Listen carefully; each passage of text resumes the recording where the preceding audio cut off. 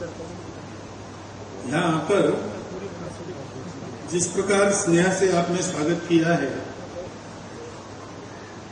और अयोग्य होते हुए भी मेरे बारे में जो सद्भावना बहुत अच्छे अच्छे शब्दों में प्रकट की है, तो प्रार्थना भगवान से एक ही है कि ये सब सुन के मेरा दिमाग ठीक रहे। लेकिन ये सब स्नेह देख के मुझे फिर से एक बार राघवाचार्य जी महाराज का स्मरण हुआ है। आप में बहुत लोग उनको बहुत पहले से जानते हैं। मेरा तो सरसंघ चालक बनने के बाद ही उनसे संबंध आया, परंतु पहले भेंट से ही दो बातें मेरे तुरंत ध्यान में आई, यानी वो प्रतीत होती ही थी किसी को भी। एक बात है, उनके हृदय में जो स्नेह था सबके लिए, जिस किसी से मिलते थे उसको आत्मीय भाव से ही देखते थे। फिर उसके विचार मिलते हैं नहीं है वो सब बात की बात है। तो दूसरी बात है कि हिंदू धर्म, हिंदू संस्कृति, हिंदू राष्ट्र, हिंदू समाज, इनके लिए उनके हृदय में बहुत उत्कट तड़पन था। तो उसके चलते बहुत परिश्रम करते थे। छोटी मोटी बातों को देखकर, जो अवांछित घटनाएं उनको सुनकर बहुत व्यथित और चिंतित होते थे, और व्यथा और चिंता उनके परिश्रम को और बढ़ा। इसलिए उनके रहते में एक बार रेवासा धाम आ चुका हूं। मैंने उनको कहा था मैं आऊंगा, जब जाऊंगा आपसे मिलूंगा, और रेवासा आप होंगे तो रेवासा आके मिलूंगा। तो उस समय वो थे, मैं आया था, लगभग 3-4 घंटा यहां पर रहा। उन्होंने गुरुकुल के छात्रों से भी मिलाया। बाकी औपचारिकता लोगों के लिए जो होती है वो तो हो ही गई, लेकिन फिर से वही स्नेह और समाज के हित के लिए वही तड़प, और कोई बात वो करती ही नहीं।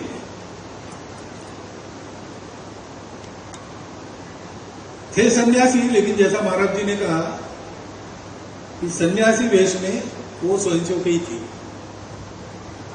वैसे भी संघ की शाखा में जाकर स्वयंसेवक होना एक टेक्निकल बात है।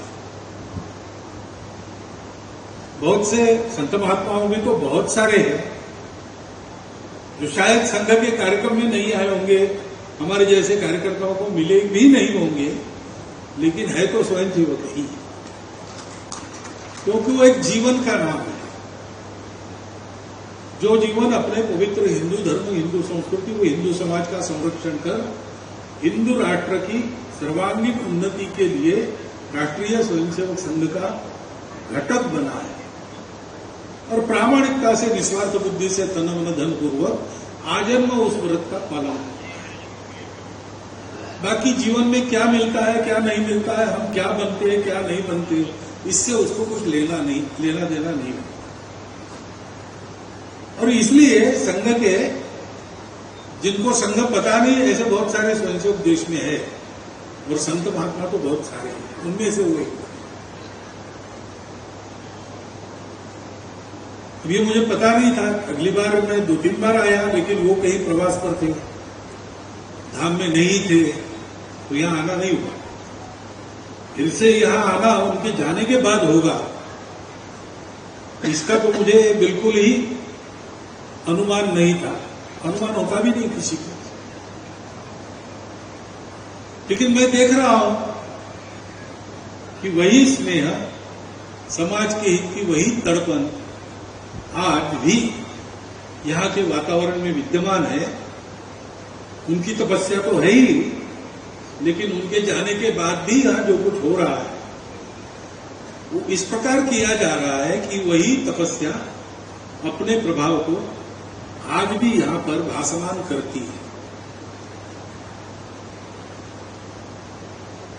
महाराज जी का भी थोड़ा ही है, लेकिन बहुत नया ही है, लेकिन परिचय है। और इसलिए ये जो इस पीठ की परंपरा, इतना पवित्र स्थान कि जहां पर भक्तमाल की रचना हुई, तुलसीदास जी का, नाभा गोस्वामी जी महाराज का विराजना हुआ, गुरु नानक देव जी, श्रीमद गुरु श्रीचंद जी, 10वें पातशाह श्रीमद गुरु गोविंद सिंह जी महाराज, इन सबका यहाँ प्रत्यक्ष पदचाप हुआ है। उनके उस दिव्य जीवन के प्रभाव का आज भी जहां अनुभव होता है, ऐसा यह स्थान है। स्थान की परंपरा ऐसी ही चलती रहेगी, ये विश्वास मुझे आज आप सबको देखकर हो रहा है। और ऐसे स्थान और ऐसी परंपराएं चलने की बहुत आवश्यकता है। भारतवर्ष के लिए तो है ही, क्योंकि भारत है ही दुनिया में विश्व को धर्म देने के लिए। अपने राष्ट्र का जो प्रयोजन है, भारत अस्तित्व में कैसे आया राष्ट्र के रूप में, तो अपने यहां पर बताया है। भद्रम इच्छन्त ऋषय स्वर्विदा तपो दीक्षा उपसे दुरग्रे ततो राष्ट्रम बलम ओजश्च जा। विश्व का कल्याण चाहने वाले स्वरविद ऋषियों ने, सृष्टि का रहस्य जो जानते थे, वेदज्ञ थे, तो वेदों में सारे शास्त्र हैं और इसलिए वो स्वरविद थे।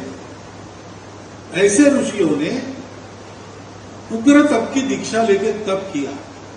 उनके उस तप से अपने राष्ट्र की बल की ऊर्जा की उत्पत्ति हुई। ये तप उन्होंने क्यों किया? क्योंकि उनको एक रहस्य प्राप्त हो गया कि सत्य एक ही है, विश्वरूप है, और दिखता जो विविध है वो उसी का आविष्कार है। वो मिथ्या है, यानी कुछ देर चलता है, बाद में सब एक ही है।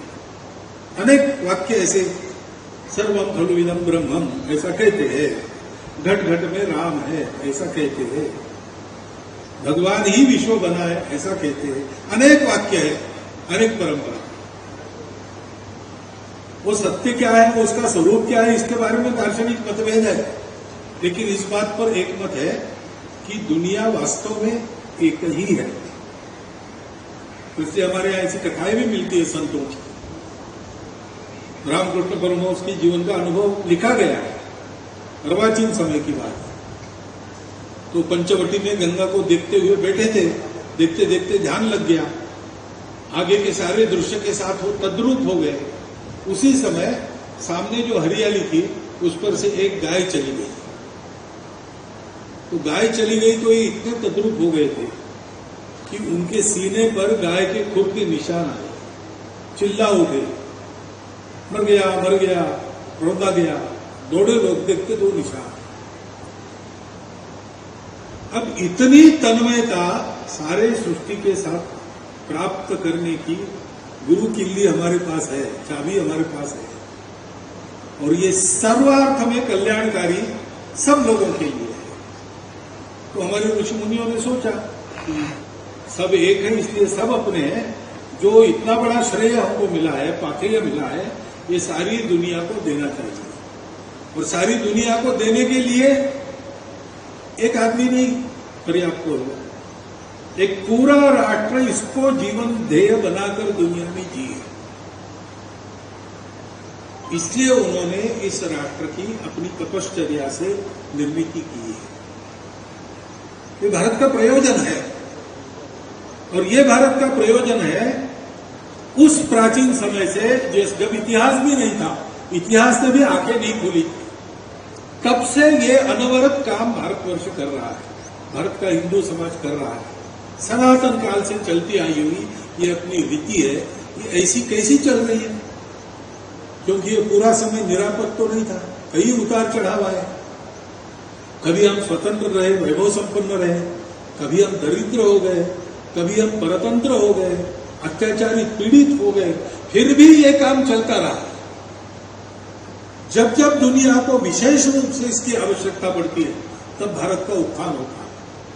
आज हम देख रहे हैं अप्रत्याशित रूप से, अगर स्वतंत्रता के बाद का हमारा इतिहास देखे तो उस इतिहास के आधार पर कोई ये तर्क नहीं कर सकता कि भारतवर्ष उठेगा, लेकिन भारतवर्ष उठ रहा है, विश्व में अपना स्थान बना रहा है, विश्व में बड़ी ताकतें हैं उनके बावजूद बना रहा है।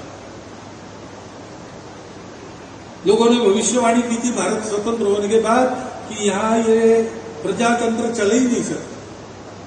प्रजातंत्र चला, प्रजातंत्र पर संकट आया, तब लोगों ने उसका प्रतिकार करके प्रजातंत्र को कायम रखा और आज आश्चर्यकारक रीति से भारत एक प्रजातांत्रिक देश के नाते प्रजातंत्र के मामले में सारी पृथ्वी में आगे है। ये कहां से आता है? क्योंकि ऐसे संत, ऐसे पीठ, जहां ऐसे संत ने और महापुरुषों ने प्रत्यक्ष धर्म का आचरण करते हुए सामान्य लोगों के सामने ये विश्वास उत्पन्न किया कि हाँ, इस धर्म पर चला जा सकता है, इस धर्म के आचरण करने से इहलोक में परलोक में दोनों तरफ सुख मिल सकता है। और इसलिए हर परिस्थिति में न जातु कामान न भयान न लोभात धर्मम त्यजेत, इस प्रकार का जीवन हमारे यहां सामान्य व्यक्ति का भी रहा। और ये प्रताप किसका है? ऐसे स्थानों का है और यहां से प्रेरणा लेकर संपूर्ण देश में विचरण करने वाले हमारे संतों का। बाकी दुनिया में बहुत सारी पूजा पद्धतियां हैं, अच्छी है, लेकिन पूजा पद्धति को अनुसरण करने वाले अगर पूछेंगे ये जो आप बता रहे हो ये प्रत्यक्ष दिखाओ, तो लोगों के पास कोई नहीं। भारतवर्ष में आज भी तत्वज्ञान के रूप में, अध्यात्म रूप के रूप में जो जो बोला जाता है वो जिनके जीवन में दिखता है, जीवन में आचरण करके उन्होंने यश, कीर्ति और श्रेय और प्रेय सब कुछ प्राप्त किया है, ऐसे जीवन बिल्कुल हमारे पास, हम लोगों में घूमते फिरते, हमारे जैसा खाते पीते हमको दिखते हैं। ये संतों की बड़ी महत् कृपा हम लोगों पर है। तुकाराम महाराज एक महाराष्ट्र में संत हो गए, उन्होंने कहा कि हम यहां के तो है नहीं, हम भगवान के वैकुंठ के, यहां क्यों आए?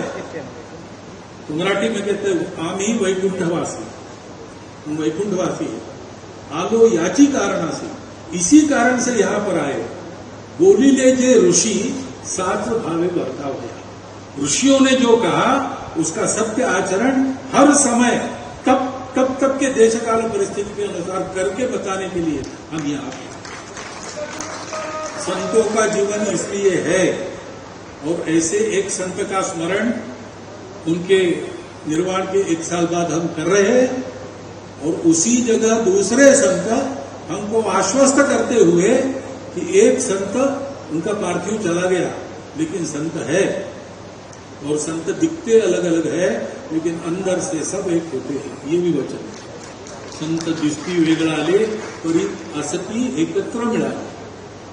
तो इसलिए मैं मानता हूं कि ये स्थान और इसकी महिमा है, उसको चलाने वाले सब आप संत लोग हैं। तब तक हमको राघवाचार्य महाराज इस पीठ पर सदैव मिलते रहेंगे, मिलते रहे, ये शुभकामना व्यक्त करता हूं।